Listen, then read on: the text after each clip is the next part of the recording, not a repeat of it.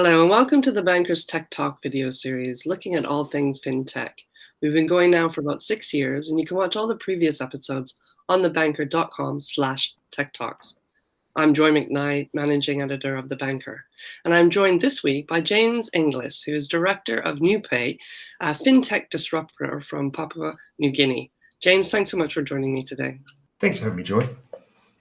So how is NiuPay, which is an end-to-end payment service provider, how are you really changing the way that PNG does business? As NiuPay is the first end-to-end payment service provider in Papua New Guinea, we're encouraging digital and financial inclusion through the adoption of digital payment services and e-government, more importantly. Now, this is also enabled through our first-of-its-kind partnership with withkinabank. Now, we're talking about e-government. Over the past 12 months, we've launched comprehensive ERP platforms with both the Immigration and Citizenship Authority and the Department of Lands and Physical Planning. And so we're getting to change the way that Papua New Guineans interact with these departments every day, extending the front counters into people's homes and enabling people to access government services from a phone or laptop. So recently, people now can apply for visas and passports over the internet or interact virtually with the Lands Department. And can you dive a little bit deeper into your partnership with withkinabank? Sort of why was that important? Were there any challenges that you had to overcome? And then what is the benefit? Well, for starters, our strong partnership enables us to offer the best possible ERP and payment solutions in PNG. Now, for instance, they've enabled us to be at the forefront of payment technologies in country. So they've enabled our solution to accept, say, a broader range of payment types, for instance. As of November, we've been able to actually accept traditional EFTPOS cards online, which is a first-of-its-kind solution in the Pacific. Look, we chose them because they're agile. They're quickly moving into the digital banking space. You may be aware that they've actually just announced their acquisition of Westpac Pacific. This also includes their operations in Fiji and Papua New Guinea as well. So this opens the door to new market segments and opportunities in the digital banking environment. Okay, and you touched on it a little bit before in terms of working with government divisions and things like that. Again, how did that come about, and how difficult is that to really work with the government? Well, look, working with governments is never easy, but essentially the biggest roadblocks we find are more the constraints surrounding digital and financial inclusion. If we're trying to build an e-government platform, we have then the additional responsibility of providing, say, educational resources and marketing assistance to support the large-scale adoption of digital payment infrastructure in a country that's never had it. So when coming to market, we first came to play with a government-first strategy, working with trusted departments that offer critical services. So this enables us to provide our strong platform for familiarizing the public with digital payments. So as well as doing business with governments online through trusted channels, we're able to essentially from day one change the way that people interact with these departments.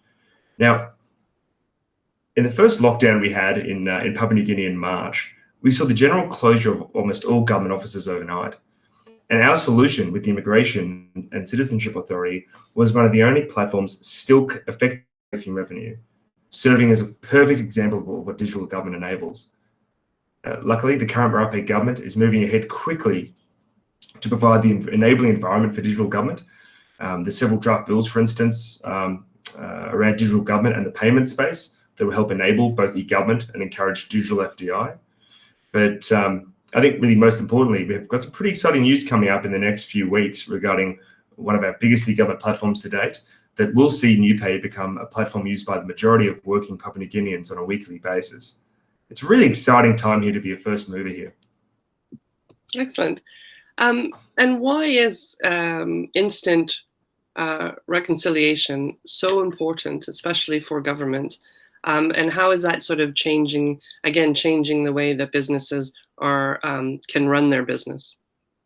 Sure. Well, look, e-government projects, revenue collection is only one side of the coin. Being able to provide instant reconciliation is a massive change to the operations within these departments and authorities that we work with. Manual reconciliation, especially with cash, labor intensive, prone to human error, and very much open to fraud. So again, in the next coming months, we actually have some pretty exciting additions to some of the platforms we have in both our ERP solutions for government and in what we're doing in the SME space in PNG through common accounting software. Now, I see this as a huge change, especially in a country where cash is king. And my last question is a question I'm asking a lot of startups at the moment, which is really around fundraising and how difficult Sure. is it to raise funds under the situation in terms of the COVID-19 pandemic? Well, look, today we actually haven't needed to raise money in this environment for two reasons. For one, we've been totally self-funded to date. And secondarily, our projects are well past the minimum viable product stage and are collecting revenue through our e-government platforms. Saying that, we are looking to go to market in the next few months to support our plan for significant growth, taking advantage of our first mover position in the market, as well as to expand our development capability. Ideally, this will see us be able to concurrently work on multiple of these large projects at once.